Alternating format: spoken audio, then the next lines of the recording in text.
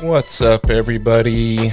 Once again, it is I, James, coming to you from the Nerdy Mewzings Podcast studio. Today, I am very excited to be joined by Miss Emily of Learn Comics with Pancake on YouTube. How you doing, Emily? Great. Thank you so much for having me. This is like amazing to be invited Awesome. on. So thank you. Yeah, my pleasure. Like, as soon as I saw your YouTube channel and what you were doing, I wanted to make sure to have you on the podcast. So I got to thank you for actually saying yes. Well, I think it was Todd McFarlane said, "Say yes to everything." Yes. So yeah, that's what I'm going with. Just say yes unless it's a really bad idea. Yeah, right. Yeah, and I always try to give people, the link to the YouTube. If they haven't seen the podcast, I want to make sure that people see what it's about and see that we have a fun time and it's nice and laid back. But you'd be surprised how many, messages I send out that are unresponded to, or they just never want to do it. But that's all good. Maybe get a little more of a reputation and get more content out, and more people will be comfortable coming on. But I wanted to ask you, so I'm going to make a lot of assumptions, but I'm assuming, especially, it's not too hard to do the detective work because your bookshelf behind you has some awesome trade paperbacks on it. Have you been into comics for quite some time? Well, actually, no. I'm basically like Okay. a baby when it comes to comics.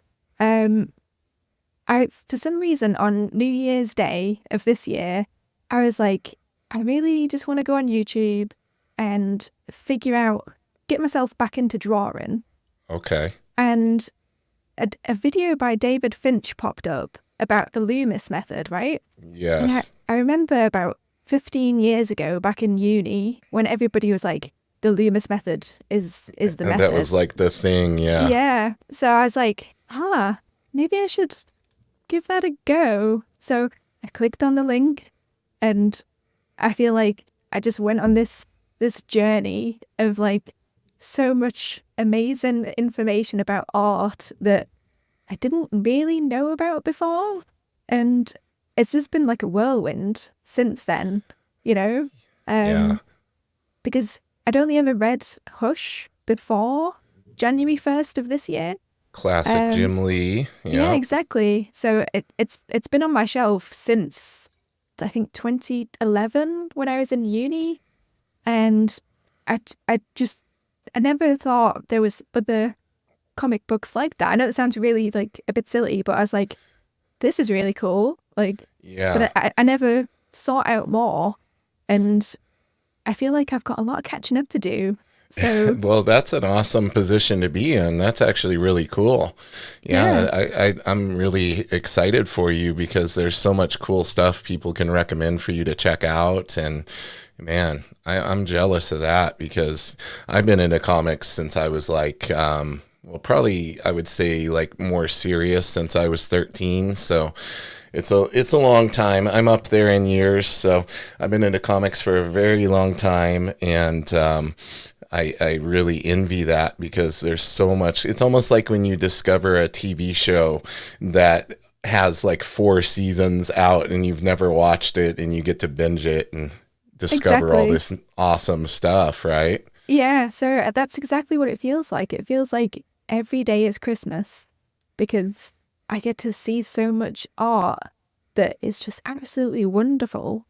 Yeah. Everybody else has known about this for 20, 30 years. Yeah. And I'm like, oh my God, have you seen this? This is so cool. And everybody's like, yeah, I've read that 15 years ago. Yeah, we just take it for granted. Yeah.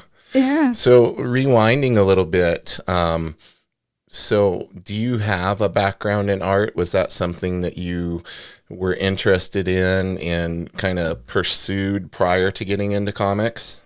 Yeah, so I went to university for animation and became an animator after that for, I think, 9 years.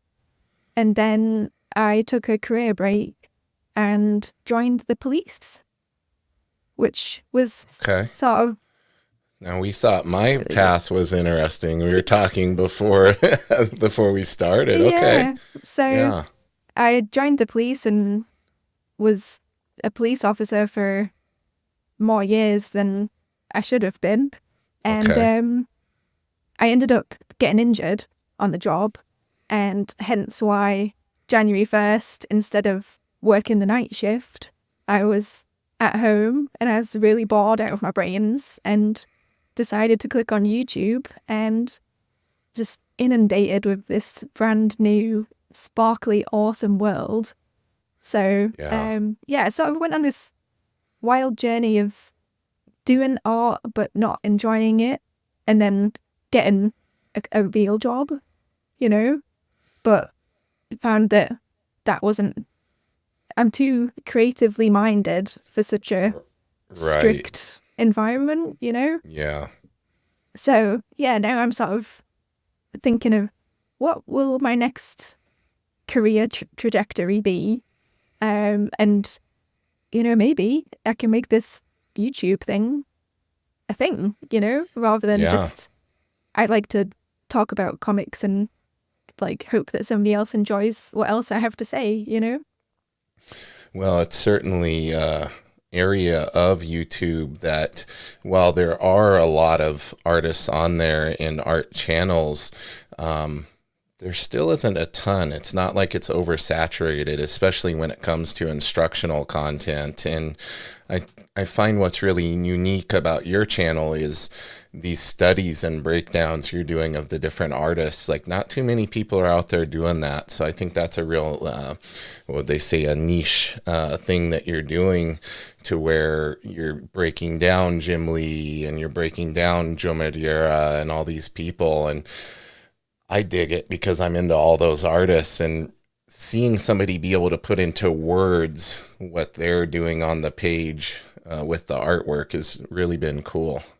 Yeah. So I like I say, I got into watching David Finch, and I must have binge watched all of his live episodes in the space of 2 months. Oh, Just wow. just watching them all the time. And then I had nothing else to watch. And I was like, oh, well, this is sad.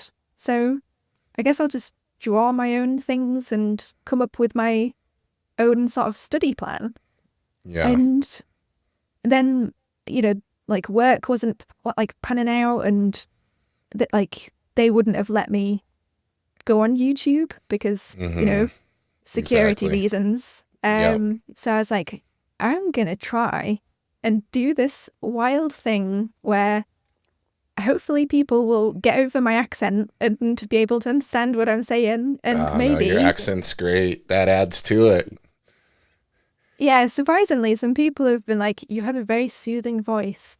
And I'm like, I would never have said that it was soothing, but And okay, you sure. sound, any instructor with an accent automatically 10 points for sounding very smart too, right? Like, Yeah, people right? make that association with an accent, and a professor, like Yeah. a teacher of art, and you have the accent, it works out great. Yeah, so maybe if, you know, they realize that I'm British, they'll be like, oh, she must be smart. But little do they Exactly. know. We won't Um, tell them. It'll be the secret. yeah, Oh, just oh me, you, wait. and the podcast people that listen Yeah. and watch. Yeah. So yeah, basically, I wanted to create more of that content that he put out, you know, where he was breaking down things in a way that anybody could understand. And that's basically my mission, is if I can learn this, then I can tell somebody, I think this is how you do it. And if they understand, then I've done my job, you know? Yeah. Yeah. And you're putting out content very regularly, which is great. Like, I know that's like always the struggle. Like, you'll find a content creator that you like, and you're watching, kind of like what you were saying with David's videos. Like, you watched pretty much all of them, and now you're like, oh, I need Yeah. more, right? But you know, putting the videos out every week and everything, like it's such a you get people waiting and looking forward to seeing the next video pop up. So I think that's really important. How do you balance that? Like I know what goes into me doing this with the podcast and editing the videos and uploading and having everything scheduled, ready to go. Like, are you pretty good about staying on top of that? Are you trying to get a little backlog of content going and that type of thing? Or are you just flying by the seat of your pants at the moment? It is unfortunately mostly flying by the seat of my pants. That's mainly because, though, I'll find an artist that I want to do a series on, and I just don't shut up. I just keep on finding things that I really love about them, and Yeah. the script gets longer and longer and longer, and then the edit becomes longer and longer and longer. So Yeah, that's the trade-off, right? Like it's good to have a lot of content, but then you have to pare that content down and, you know, splice it however you're going to, whether you're going to make it into one video or multiple videos. And people don't realize how much time editing takes. oh yeah, it takes so long because I do like the basic cut where I just put in the clips of me, like make it all into one, and then I Right. have to go through it again, but put in the things behind, like my clip, that Mm-hmm. what I'm saying, like what I'm talking about. If that makes sense. Yeah. So it's that part because it's often about 2 weeks after I've wrote the script, and I'm like, what was it that I was thinking about when I wrote that and when I said Yeah. that? I don't remember. Like there was probably some reasoning, but I don't know what it was. Well, I think that's what we all struggle with, right? Especially like me, I'm trying to get ahead of things because I am busy with my other job. And so when I'm on here, it's like I'm trying to stay like several episodes ahead. And Yeah. I've got a little bit of a system going where I'm getting them, you know, like after today, after we record this, I'll go in and edit it and have it ready, have it uploaded, scheduled to go out. And you know, right now this will put me like 5 episodes ahead, so I'm Wow. pretty excited about that. But I know if I let myself slack a little bit, it can be easy to fall behind and then be scrambling to have a guest for a certain week. And so the goal is to not end up in that place. So I think for you, like having all this content and even though it's hard to wade through it all and get it done, like you're getting out ahead of it. And it sounds like talking and you know talking too much about it isn't necessarily a problem because you're not short for ideas of content to put out. Yeah, that is true. Like I have a whole list of artists that I'd love to cover.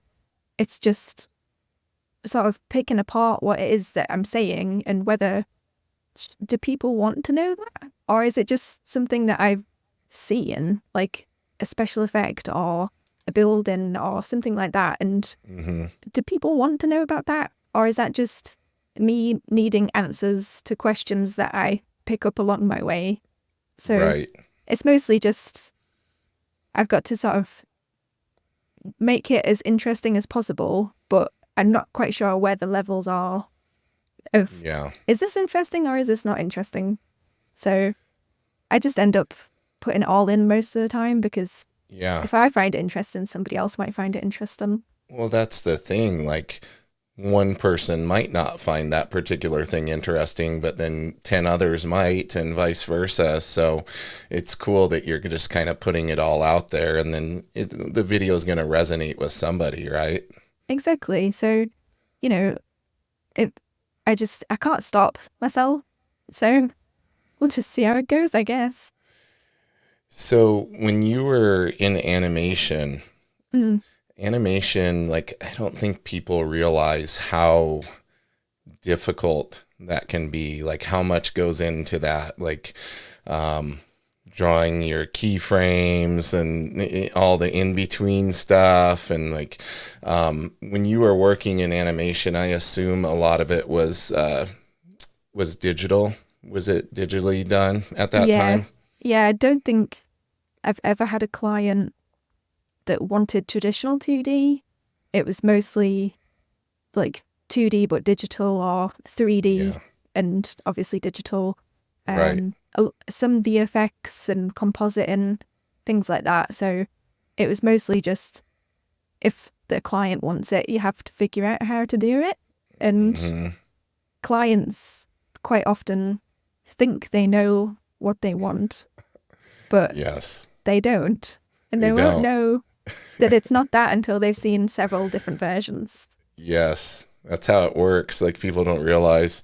My wife was a graphic designer for a really long time. That was her previous career, and yeah, I totally know what you're talking about. And I used to do some web design, and in the client, yeah, a lot of times they have this idea of something they want or a picture in their head, and then you actually put that into reality for them, and then they're like, wait, no, that's not what I was picturing. And you're like, well, you kind of have certain limitations and things, how this actually works versus what you're seeing in your mind. Yeah. That can always be difficult to match what they're picturing. Yeah. And quite typically, they always want it at a fairly cheap price, but Yeah. there's no such thing as a cheap price with good animation. Yeah. It So reminds me of that meme where it's like the the client's budget, where it's like the part of it's a stick drawing and the rest is the finished piece. yeah, like the horse where it looks really Yeah, beautiful and then it ends up with just twigs at the back. yeah, it's too accurate, unfortunately. Yeah. So I think So that yeah, was go like ahead, go ahead. sort of what pushed me into, well, I'll just get a normal job, because then I won't have to deal with, well, I want it 2 pixels to the left, or the flame Yeah. needs to be more fiery. Do you know what I mean? It's completely stupid comments. Yeah, But then you deal with the general public and you become a different person. So it's true. It's yeah. true. So we got to talk about, who are some of your favorite artists? You know, you've discovered this, basically, like you said, you're a baby in this whole new world of comics and just being inundated with all these wonderful artists that a lot of us, have been aware of for many years, but you get to come into it with fresh eyes and look at everything. Like, who are some of your standouts? Could you pick a top 3 if you really thought about it? I know top 3 is hard Ooh. because there's so many. That is rough. A top 3.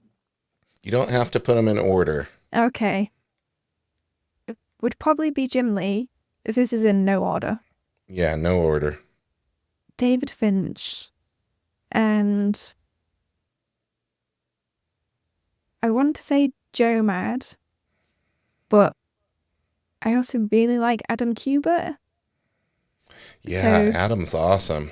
mm, Yeah, so very underrated too, I find. exactly. Yeah. His Ultimate X-Men, where the first 2 pages are like this massive spread of this city screen, like street, and it's just it blew my mind. I was like, how in the heck did he come up with that and then put it to paper? That's Yeah. bonkers. That's awesome.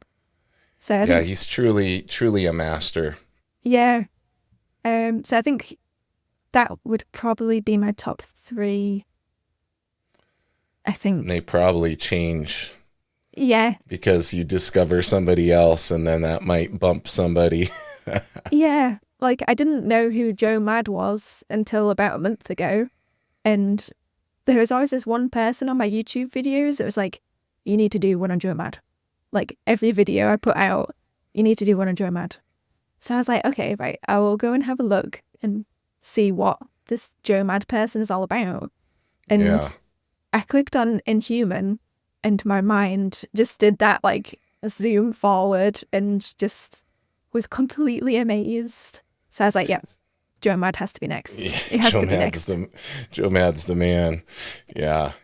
Yeah. How far back have you gone in his career? Have you gone back to any of his old, like, Uncanny X-Men stuff that he did? Or because Inhuman's a little more modern as far as his work. Like, have you looked at any of his Battle Chaser stuff? I've had a look at his Uncanny X-Men because that was on Marvel Unlimited.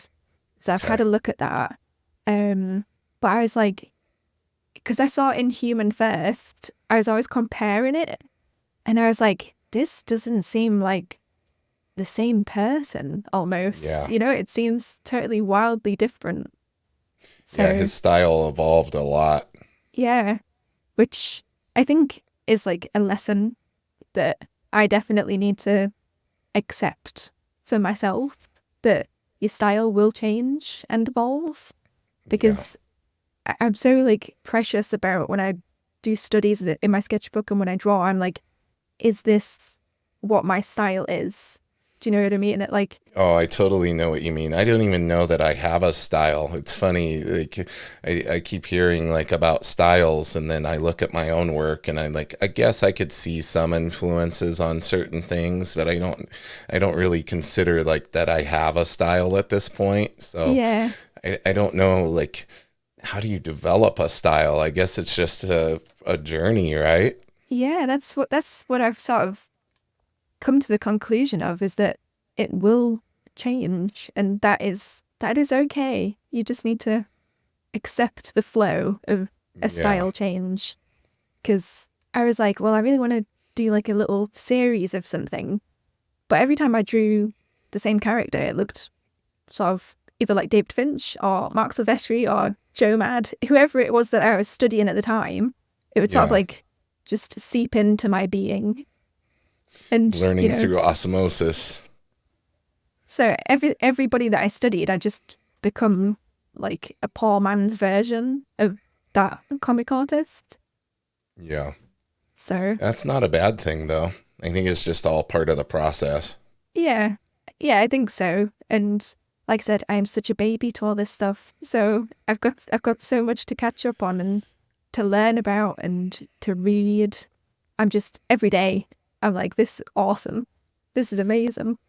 Well, if you haven't seen Battle Chasers, that's got to go to the top of your list because Oh, okay. that's like prime Joe Madureira, his own creator-owned series that he did back in the day, and it's just phenomenal. Yeah. Okay. Yeah, I will. yeah. It's like it showcases like his style like crazy. I mean, Yeah. it's just him going wild with all his own ideas and his characters and everything, and it's so cool. Oh, nice. Yeah, I will definitely check out that one then. That sounds great. See, I'm Um, just like the people commenting on the videos. Now you got to check this out. yeah, and so I put up like a straw poll of like, what kind of artists would people want to see me sort of dissect, and I think the second most voted one was Jim Lee, other than X-Men. So I was like, but I've just done Jim Lee, so unless that is what people want, but maybe Yeah, I'll sneak in Joe Mad and Battle Chasers and hope it yeah. gets Put gets a little voted up. asterisk on there related to this video. Yeah, Yeah, delving back into Joe Mad stuff. Have you yeah. had any artists that oh, this is going to be interesting. Are you open to dissecting artists that maybe aren't necessarily stylistically accepted, or maybe they have a style that people consider weird or a style that people don't like? Are you going to be breaking down people like that? So for instance, like a lot of people love Todd McFarlane, Yeah, yeah. but stylistically, like if we're talking about anatomical correctness and things like this, maybe some things go apart a little bit, right? But there's something appealing and catchy about his artwork that a lot of people, like especially those of us that came up in the 90s with comics during the Image era and everything, and Spawn and his work prior to that on Spider-Man, like, you know, I could see that being an interesting thing to do because it's like we're trying to learn how to draw, but we're also looking at how somebody can have that foundation and then push their style to the limits, like almost to the point of something breaking, but somehow it still works. Yeah, I would absolutely love to do one on Todd. Specifically his Spawn, because I haven't read his Spider-Man yet. I know Okay. that is bad, and it is on my reading list. Yeah, Um, but it's not, people can't be mad at you because you're just now getting into it, right? yeah, Yeah, I mean, I hope so. So, yeah, I have read, I've read all of his beginning issues of Spawn where it then turns over to Greg Capullo. Yeah, Capullo's amazing too. Yeah, he takes Todd's style and sort of makes it a bit more contained, I think. Yep. Whereas Todd can draw the weirdest and funkiest male faces that I've ever seen. Like, they just look grotesque in like a great way. But his female faces, they are something else. Yes. You're being kind. Yes. There's something else. We'll just leave it at that. Yeah, so but to answer your question, it works, right? And it like got him to where he is. It's kind of amazing. Like, and it's kind of like what we were talking about earlier with like people finding something in one of your videos that resonates with them. Like, that's how it is with artistic styles too. Is 10 people could hate that, and then like 1,000 people could love it. Obviously, he's not short on success in his career. So that's true. That's true. I do really love how he sort of pushes the boundaries, if that makes sense. Everything that he does, he pushed the boundaries. That the rendering, the anatomy, the faces, the expressions. It was all pushed to, I would say, beyond, anatomically correct and things like that. Yes, definitely. But because he's so confident with it, it just works. And I think that's probably the key to that kind of style, where if you're confident in what you do, then it will be okay. Yeah. Does that make sense? Definitely. Well, you look at somebody like, we're going to be giving you way too many ideas of who to delve into, but somebody like Jack Kirby. Are you familiar with who that is? I've heard of him. I know he's like one of the beginning. Yeah, he's like, they call him the king of comics, right? And he has this very funky art style. Okay. And to the point where if you are somebody who, is formally trained in art, or like you're more into correct anatomy and things, like for the longest time, I didn't like Jack Kirby's work. And then I hit a point in my art journey where I was like, this guy's actually brilliant. And he's doing like an interpretation. He's doing like, I don't know if you would call it impressionism or abstract type of art. But then what's interesting about him is his work didn't always look like that. So you go back to the 1940s when he was first working, and it's all like proper structure, proper anatomy. The faces look normal, and you're like, oh, he can actually draw correctly. He chose to switch his style to this. And it's just, it's pretty phenomenal when you realize, you have that realization like, oh, he mastered it to the point that now he can start breaking things and doing all this funky stuff. Exactly. I think that's sort of a really good saying, is learn the rules and then break the rules. Does that make sense? Yes, definitely. Yeah, Jack the King Kirby. We're going to be doing an episode about him coming up. He's a legend for sure. But I'm right there with you. Like for me, when we talk about the top people like Jim Lee, David Finch, Greg Capullo, I like a lot of. One of my favorites, like my modern favorite artist, is Ryan Ottley. Are you familiar with his work? Yes. I believe so Ryan's stuff. Yes, Ryan. Yeah, I always get Ryan Ottley and Ryan Stegman mixed up, but Ottley did Spider-Man and Stegman's doing X-Men.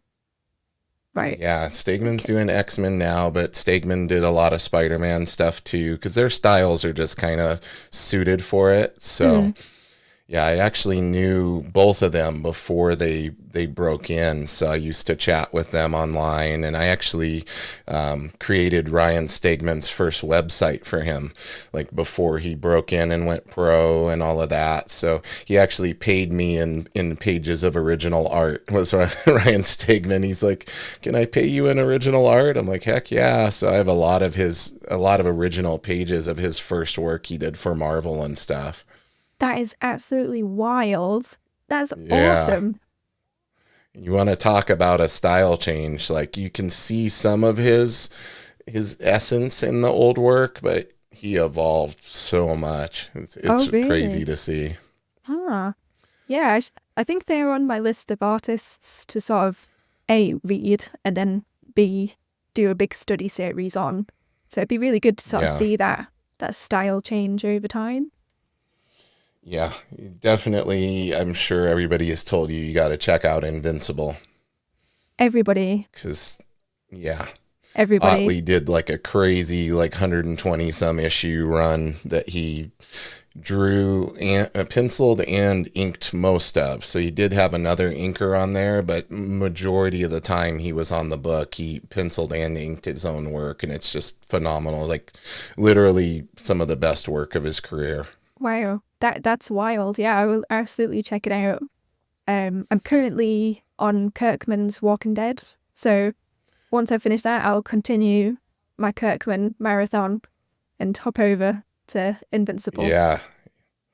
Yeah, Invincible, definitely one of the all-time greats. Yeah, I can't recommend it enough. In Ryan's style, it's like it walks this line between proper anatomy but then exaggeration, and it just works. Like you can see a lot of like anime influence in some of the dynamics and the shots he chooses, and just the but then you're like, oh, but the anatomy is correct too. Like he's exaggerating things, but it all works. So it's very neat to see. Yeah, I think it always goes back to that. If you know how to do it properly, then you know how to exaggerate things and make things funky, but still looking Yeah. great, if that makes sense. So I think that's the dream, is to understand everything and then break everything. Yeah, yeah. It's funny because I get ahead of myself and I want to jump to certain things, but it always goes back to the basics, right? Like, Exactly. can you draw a cylinder? Can you draw a sphere? Like, and everybody wants to jump ahead, but it's like, no, it always comes back to that. No matter what artist I talk to, like, I recently did a course with Ryan Benjamin, who's another Oh yes. phenomenal artist and a very good instructor. And I did one of his online courses, and it's always like, you're having trouble with a certain angle. Okay, break it down to a sphere, this, that. It's all these anatomy books, all these how to draw books I have on my shelf. They all say that. Like it's in the first chapter, like start here, don't jump ahead. But we always want to get ahead of ourselves, right? Yeah, it's like, who wants to learn how to draw a circle? Like, show me the Yeah, cool stuff. And then we skip exactly. past that every time, and it always comes back. Now Cubes, with tubes, your and circles. videos, it does. With your videos, you're definitely like showing people the whether you're intending to or not, through the breaking down of the artist's work, you are showing them that underlying structure and the process more. So that's something that I think having the eye for that and being able to do that and then showing people that, hey, it all really breaks down to this in the end. I think that's going to be helpful for aspiring artists watching your videos. I hope so. I want to sort of try and give people this power to do it for themselves. You know, if I can do it, anybody can do it. Because, you know, like they're just total baby to this world. But if you can just Yeah. simplify it down to the base point and then build it up from there, then that's the trick to do it. Especially with things like hair. Like everybody Yeah. struggles with Hair is hair, tricky. but if you break it down to the base and then see if there's any patterns or any repetitions, you know, what does the artist do in every panel with that character? That this is the type of thought process that I do when I come up with these videos. Is I'll take a section and then go through each panel and see if there's like patterns, similarities, things they do or don't do, things like that. So I'm hoping I'm going to give people the confidence to do it themselves, hopefully. How much do you feel that your training, your career in animation, your understanding of, obviously you have a deep understanding of drawing in order to be an animator, coming into comic art with those eyes, do you think that's definitely been an asset to you in being able to see what they're doing and break these things down and actually put them into words? Um, it's hard to say really, because with animation, everything's always moving. So, you know, you have the principles of animation that are sometimes there in comics, but it's mostly how can I make a still out of this thing that I could do in After Effects in 5 seconds, but how can I draw it Yeah. from my mind, you know? So I think sort of the question and answer part of me is just always been in me. Do you know what I mean? I'm always like, why is like that? Or why do people do that thing? So I think if you just ask questions, then you'll find the answers, if that makes sense. Yeah, for sure. I think a lot of people don't realize that a lot of comic artists are influenced by animation. Like I remember when Ryan Stegman was helping me with drawing, and he would look at my work, or we would get on like, well, Skype back in the day, and we would draw together and have our webcam on what we were working, and he would give me advice, and he was always recommending certain animation books. You know, I have the Disney one, like the huge one about animation. There's a couple other ones that he recommended, and that he's heavily drawn from that with his work. I think there's something to be able to capture that movement and the bounce of the character and giving life to the character that is more taught in animation than when people are getting into comic art. I think that can be kind of a missing piece. So I definitely think that a lot of the greats have studied animation. I know Jack Kirby did animation for a period of time, so there's got to be some kind of connection there. Yeah, I agree. It's thinking about the weight behind whatever action it is that they're doing. You know, things like combat and fighting and different body types, you know, things like that.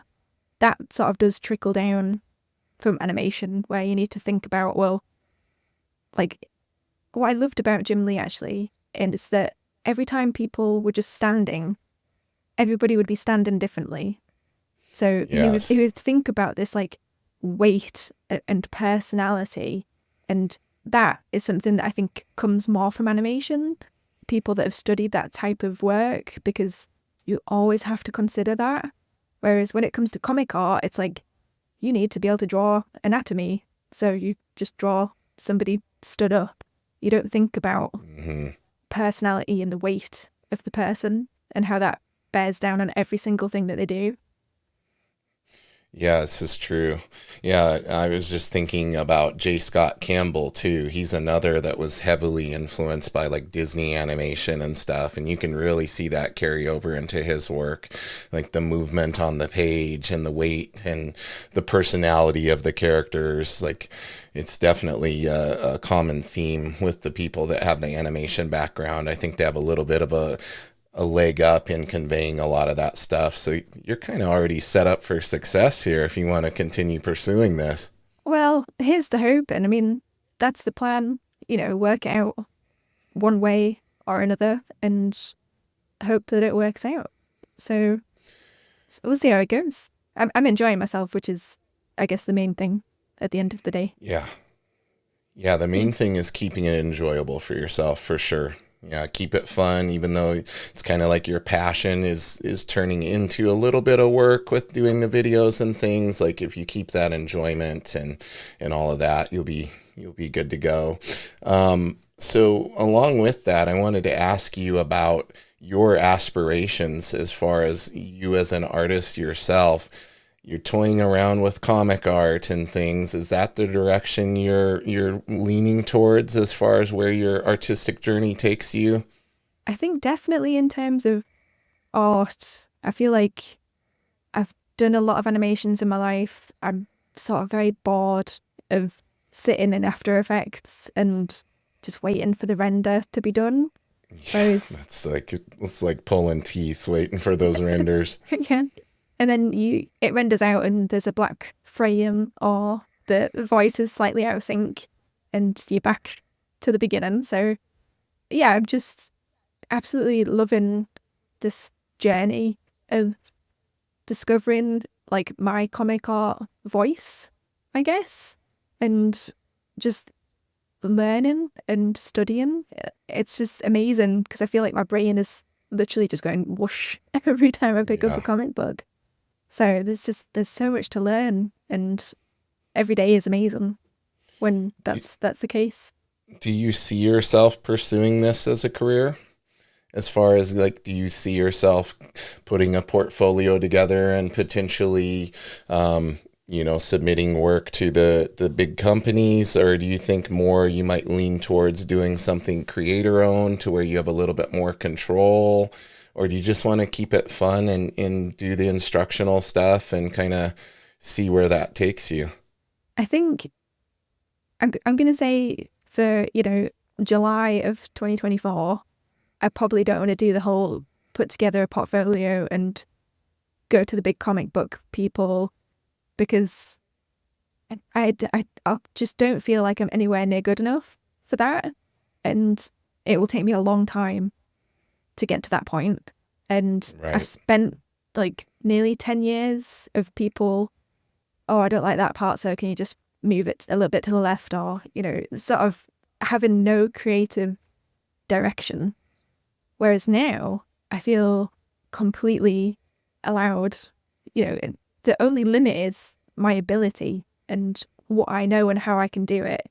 So I feel like for right now, I'm getting an absolute kick out of teaching like these videos and see where that can go. And then maybe down the line when I feel like I've got a good enough grasp on this entirely new world, then probably some sort of creator owned.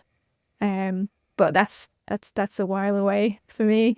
Do you have some ideas in the back of your brain? Yeah, I've always had this one idea.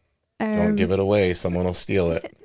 Yeah. Be very vague. Yeah, it's a Western, but instead of featuring a cowboy, it features a cowgirl. So it's Okay. There's probably as vague can be because anybody can make a little bit of a twist on the genre. Cowgirl. Yeah. So yeah, that would be my dream. I love anything to do with sci-fi, anything to do with westerns. I'm there. So that would be right up my street. Did you ever watch that movie, Cowboys versus Aliens? Yes, I did.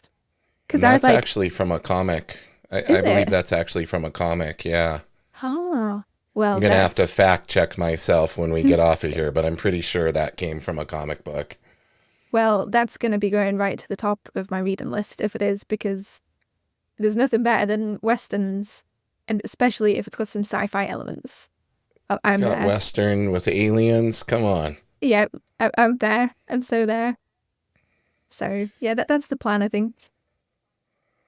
Nice. So you're teaching others and you're learning through your journey of teaching others, which I think is really neat.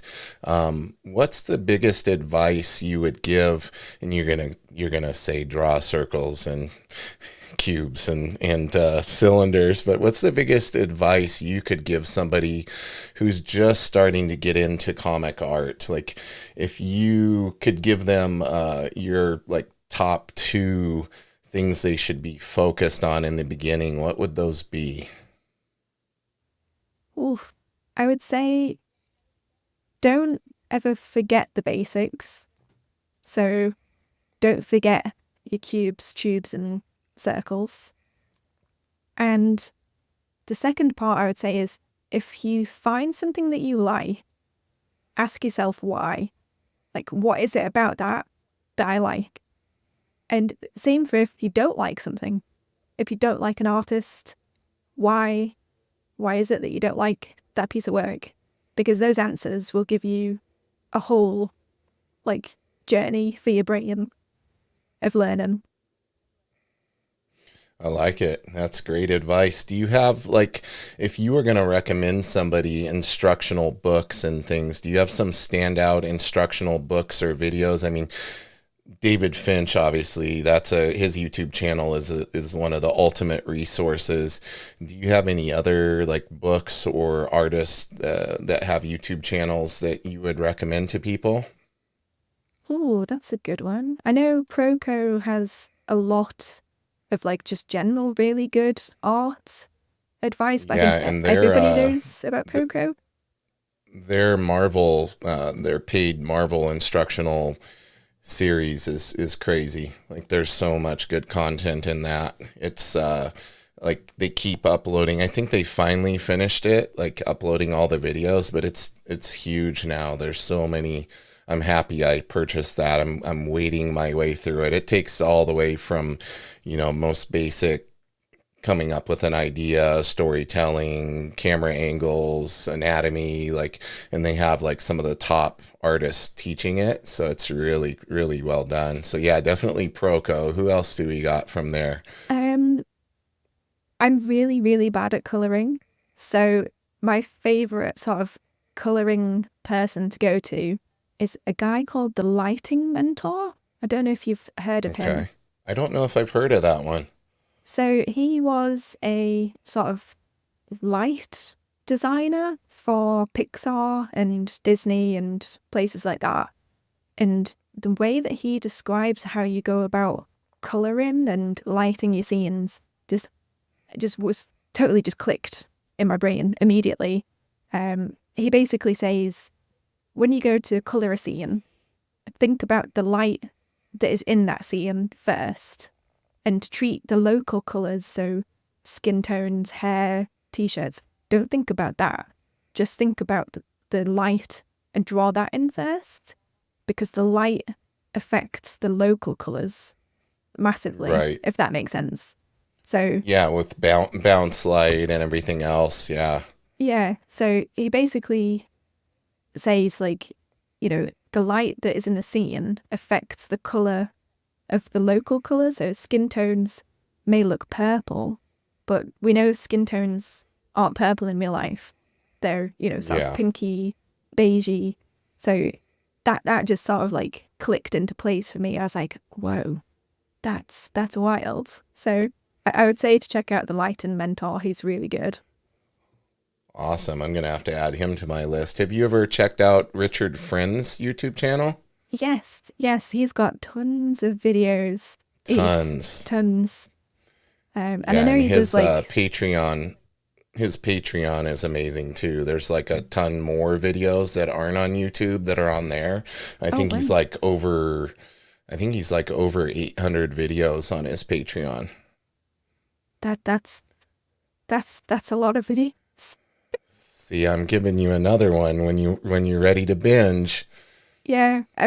Richard Friend is amazing. I've actually done a few art lessons with him where he's critiqued my work and done drawovers and sent me videos helping me out. He part of his Patreon, one of the tiers, you could get like a monthly critique or whatever, and very helpful. He's very good, just like you, very good at breaking things down and explaining.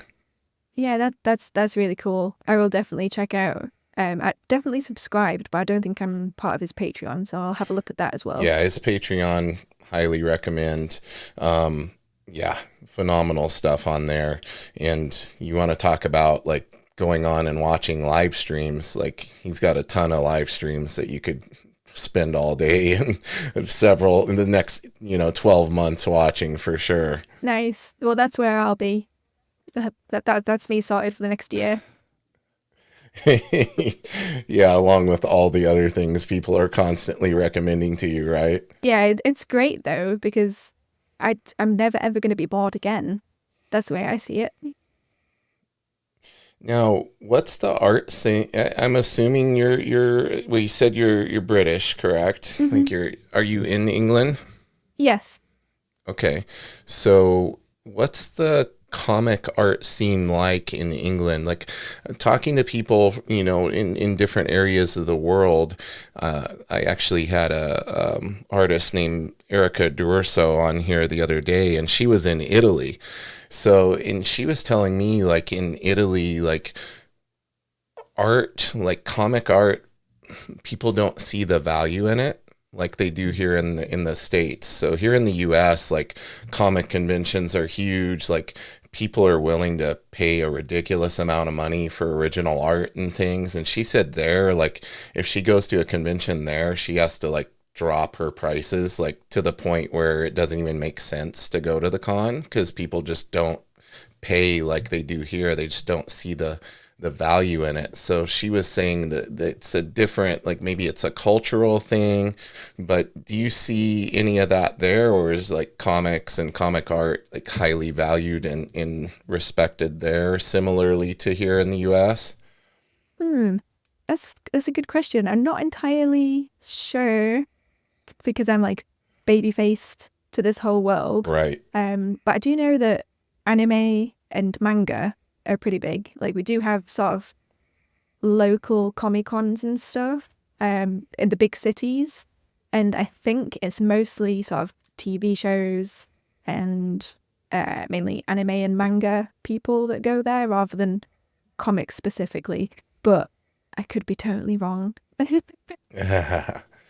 What I found interesting, what there was this weird contrast because she told me that about the art not being really valued, but then there are several actually like actual comic art schools in Italy with Wow. like really great comic artists instructing the classes. And like you can actually go to these comic book art schools. She said there's one in Rome. There's several different ones that she attended. And so I'm like, that kind of glitched my brain out a little bit. And I'm like, well, it seems like if you were to have a school like promoting it and teaching people it, like it didn't make sense to me why it wasn't valued as much, you know? Do you guys have any comic art schools there that you're aware of? And I know that at my university there was a comic course, but I'm pretty sure it was cancelled, I think in my second year. So we're talking like 14 years ago. There was Okay. something up north in England. But whether it's still there, I don't know.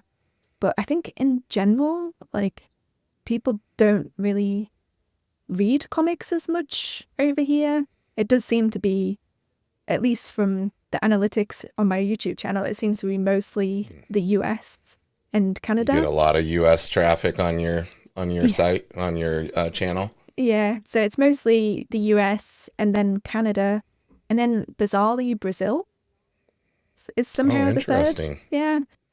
Yeah, they have a lot of really good comic artists in Brazil. Yeah, there's quite a few that come out of there.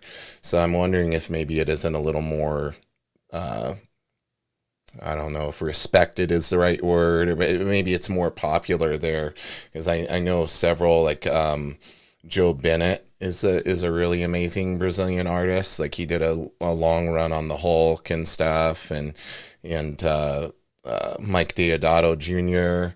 He's Okay. another one that did a ton of work for Marvel and DC over the years. And so yeah, I think maybe over there it might be a little more popular and maybe promoted a little bit more or something.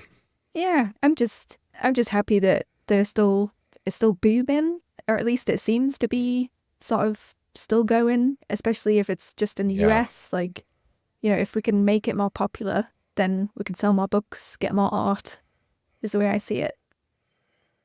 definitely. Yeah, you promote people and your channel is doing a great job of getting eyes on artwork that maybe they haven't seen because we all assume, those of us who have been around this for a long time, like, oh, everybody knows Jim Lee, everybody knows Joe Mad, but that's not the case. Like a lot of the younger people coming up, I find they don't know who these artists are, and you're like, man, that guy's a legend. You have to know who that is, but they're caught up on whoever the most recent person is. Yeah, I found that people typically either know like one or two like legends and then just go straight to the modern. They sort of skip out this middle part, so they sort of end up missing out on the Joe Mads, and they don't realize that Mark Silvestri did more than X-Men and things like that. So Right. yeah, I try not to sort of pigeonhole myself to any sort of era. I'm just happy to read everything. Yeah, and a lot of these people aren't currently producing work or haven't produced work for many, many years aside from Silvestri. Silvestri did that Batman Deadly Duo thing with Yes. Batman and the Joker, which is phenomenal. Yes. Like, that's insane, the rendering he did on that and everything. And it took him like, I think he had worked on that book for like almost 10 years or more. I mean, looking at the artwork, it makes sense. Yeah. That is a lot of lines. So Yeah. that So it makes was like sense. a passion project of his. And I know Rob Liefeld has an amazing podcast. It's really fun to listen to. A lot of inside information about the comic industry and everything. And when that was coming out, he's a huge Silvestri fan. And he said that Mark had shown him like pages from that, like at least 8 or 10 years ago. It's like, here's what I'm working on. And now it just came out, not too long ago, and just blew everybody away. And I think definitely made some people aware of Mark who maybe didn't know who he was, people from the newer generation of comic fans and everything. Yeah, it's a shame, really, that they are really just sort of discovering these people who paved the way for everybody else. But Yeah. I'm just happy that people are now discovering him rather than not ever discovering his work. So yeah, I'm just very lucky that I discovered him through David's videos where he would mention him in basically every other sentence. So I was like, I Yeah. need to check out this Mark Silvestri guy. He sounds really good. Yeah, he taught, David a lot, and when David was working over there for Top Cow and everything. So yeah, he's a huge, like, he's considered one of the masters for sure. Yeah, I agree. Is there any artists that you like from the modern era that you would say are I like have your a favorites? few. So modern era, I really like Jorge Jimenez. Oh yes. Yeah, his stuff is phenomenal. The stuff he's done on Batman and everything, and his work's 100% digital. Like, he does everything digitally. A lot more artists now are doing their whole workflow digitally, but I guess there's this weird thing where you can kind of see.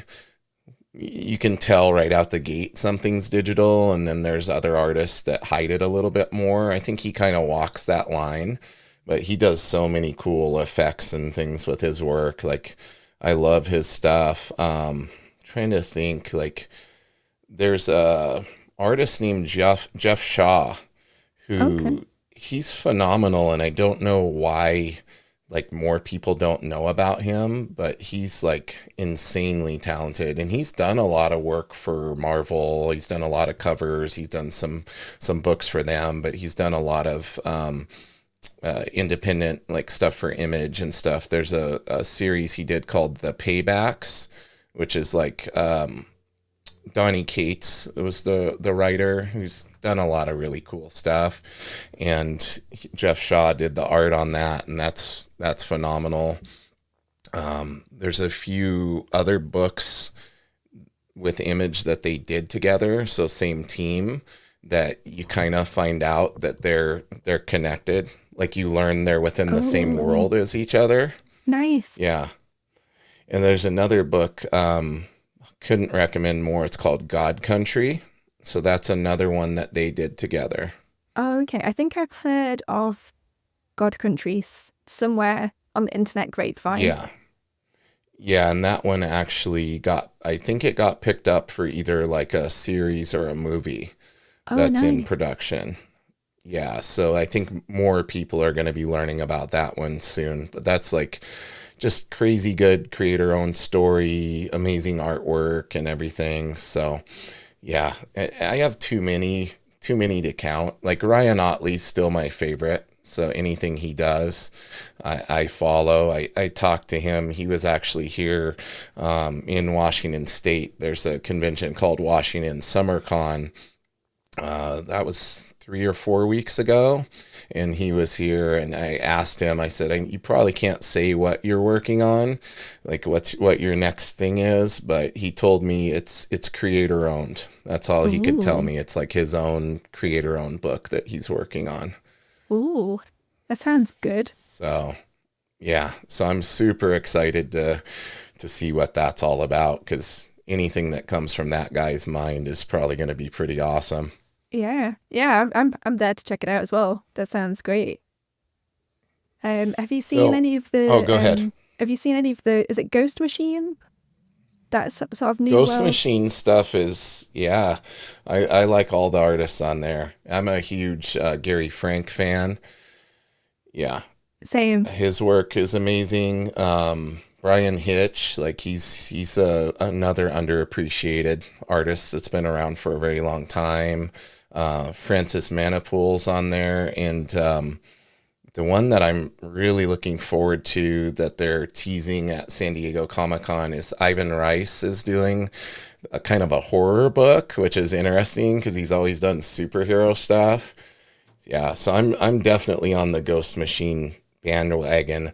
I was around when Image first started. Like, I worked for a comic book shop here that Todd McFarlane co-owned with his brother-in-law, and people that listen to the podcast will be sick of me telling this story because I'm sure I've told it more than once. But like, I would get to hang out with the artists when they would come to the shop and do signings and things, and so I was kind of around during that prime Image time and everything.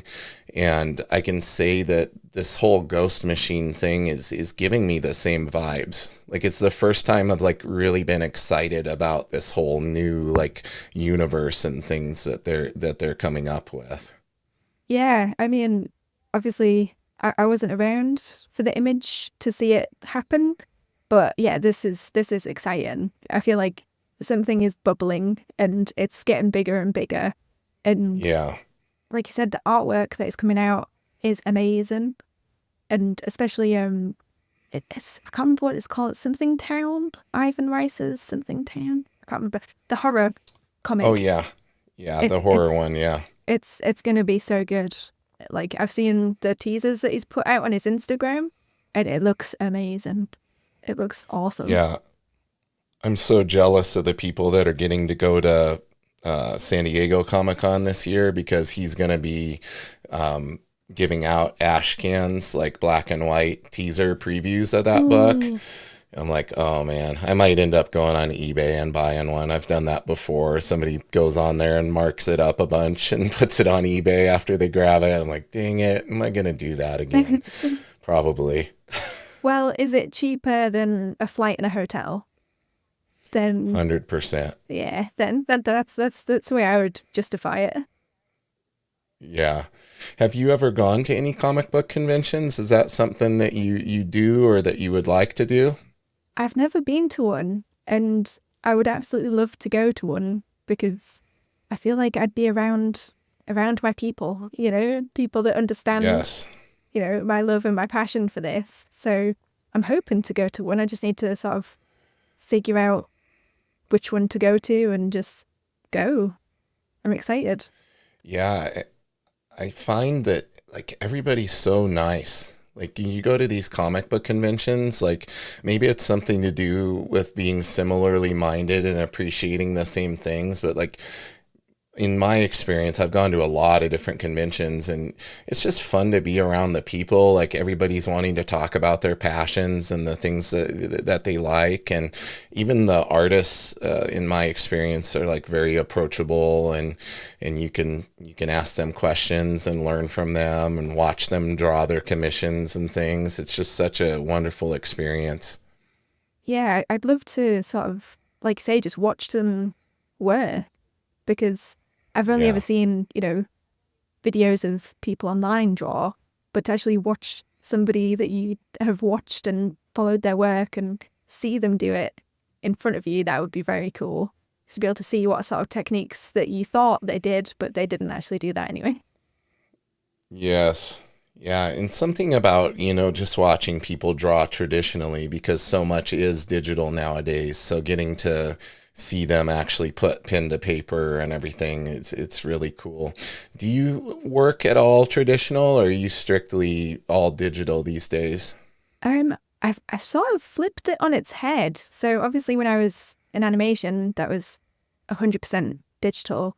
So, and before that, when I was just sort of doing art on my own, it was always digital. But now, I don't really like it, if that makes sense. Unless it's coloring, because then I can control Z the whole Yeah. Yeah, it of helps a everything. lot. Yeah.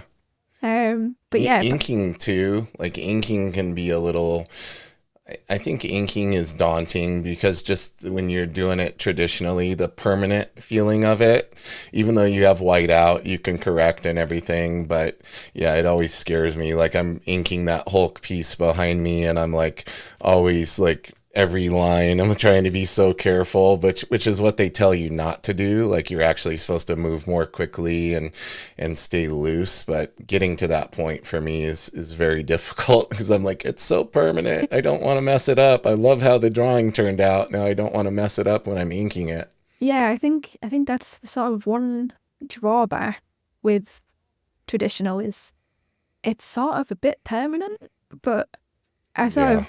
I take the mantra of, well, I've drawn it once. If I have to draw it again, I'll just get more learning out of it. So Yeah. that's sort of where I'm at. It doesn't mean that I don't swear and curse when I totally muck something up. But Do yeah, you struggle at all with perfectionism? I think I do. If I decide that I'm going to sit down and I'm going to create a piece, do you know what I mean? I'm like, right, this has got to be amazing, right? But I shouldn't really think like that. I should just think, well, it's a piece of paper. If the piece of paper ends up looking good, then great. But if it doesn't, I can just try again, But Yeah. so that's why I really enjoy just studying a lot. But then I end up doing so much studying that I then don't actually create a final thing to show somebody. It's just my sketchbook is full of like notes and bits Yep. of doodles of stuff that I've studied. And See, I'm the same way. My wife gives me a hard time because I don't have a lot of finished pieces. And she always sees me doing anatomy studies and sketches and like all, we've been together for coming up on, since we started dating, will be 23 years this year. So yeah, September will be 23 years. And she's like, the whole time together, I haven't seen you finish hardly anything. I'm like, I know, I'm trying to perfect my craft. I'm trying to get better. 23 years, that's a long time. It is. Yeah. Yeah. Congrats. It's, thank you. Yeah. It's been great. I couldn't be happier. And it's good that she stays on top of me with that, because she's like, you got to push yourself, you need to finish it, learn from the mistakes and make the next piece better. And I totally get that, but it's like easier said than done for me, because I do get in that perfectionist mode, and I'll get like that far into that drawing back behind me, and then I'll see like all the things I could do better now with what I learned in the process, and then I want to start over instead of finishing it and then moving on and applying those things to the next piece. So that's my difficulty. That's probably my biggest struggle with my artwork, is just not allowing myself to make the mistakes and finish it and learn from them and apply them to the next, not make those mistakes in the next piece. Yeah, I am very much the same. I struggle just like you do. I'm like, yeah, but I don't like that one thing. So will I finish it? Will I not? I'll just move on to something else and find some dopamine elsewhere. So yeah, it's weird how precious it becomes to us. It's like you said, it's just a piece of paper. I think art is so personal though.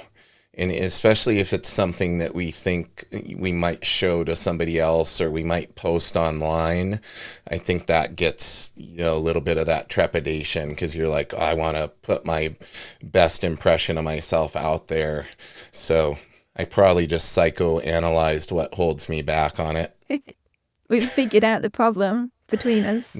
Now we just have to fix it, right? Exactly. I think if we flip it on its head and we create the work, put it out there, but then think of it as we're just sharing our journey.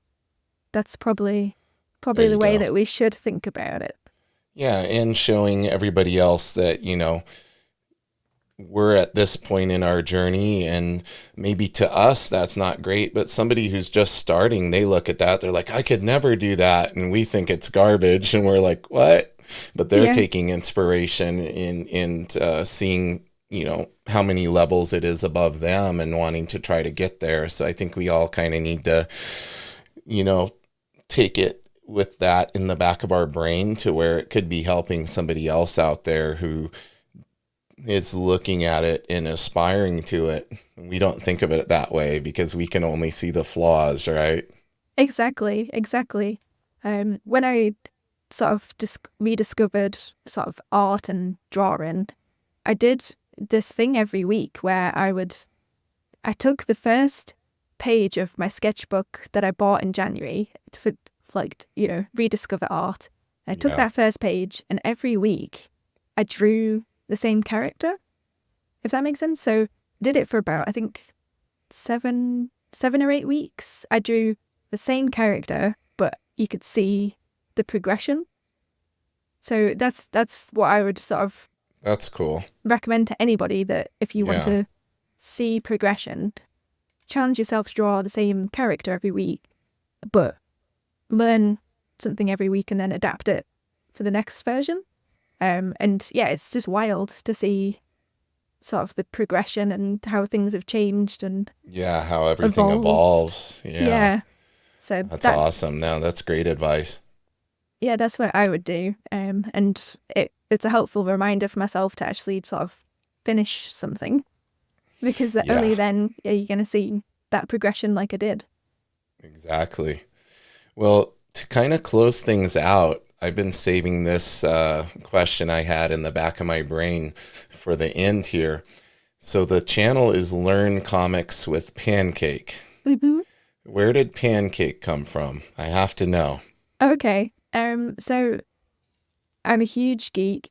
I play video games and have done since I could hold a controller, basically. You and me both. Yeah. So there's a game called Life is Strange. I don't know if you've heard of it. I don't know that I've heard of that one. It's sort of a bit indie. It's sort of very chill, but it's got like a really great storyline to it.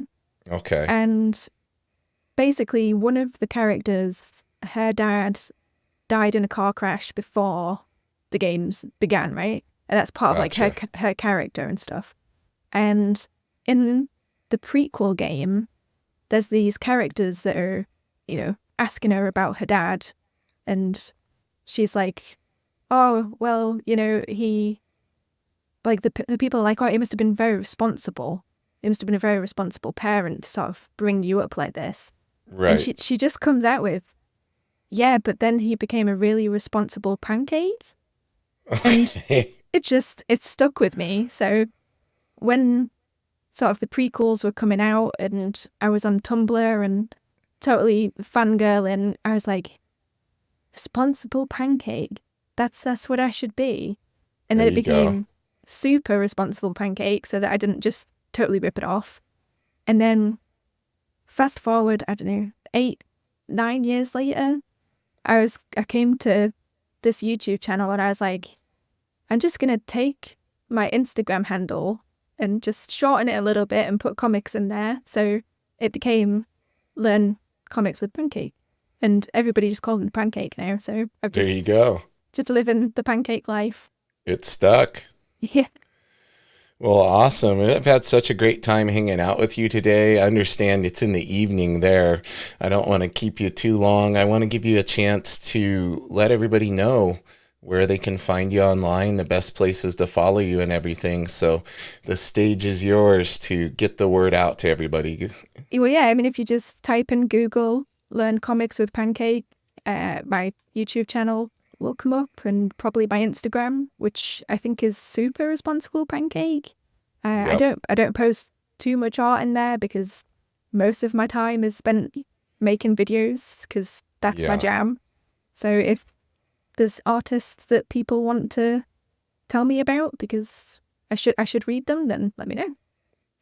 Awesome. Well, thank you for spending a little bit of time with me today, and I hope to have you on again in the future if you'd come on. That would be awesome. Yeah, anytime. Maybe we can do like a breakdown of an artist together or something on here.